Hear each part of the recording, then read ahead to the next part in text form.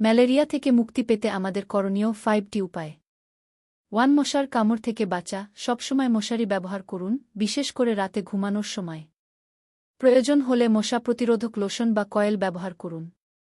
2. পানি জমতে না দেওয়া। বাড়ির আশেপাশে কোথাও পানি জমে থাকলে তা দ্রুত পরিষ্কার করুন, কারণ সেখানেই মশা বংশবিস্তার করে। 3. পরিষ্কার পরিচ্ছন্নতা বজায় রাখা। ড্রেন, নালা ও আশেপাশের ঝোপঝাড় পরিষ্কার রাখলে মশা কম জন্মায়।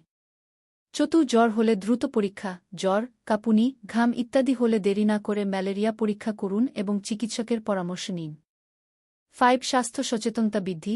পরিবার ও সমাজে ম্যালেরিয়া প্রতিরোধ সম্পর্কে সচেতনতা বাড়াতে হবে, যেমন প্রচারাভিযান ও নির্দেশনা অনুসরণ করা, যেমন ওয়ার্ল্ড হেলথ অর্গানাইজেশনের নির্দেশনা।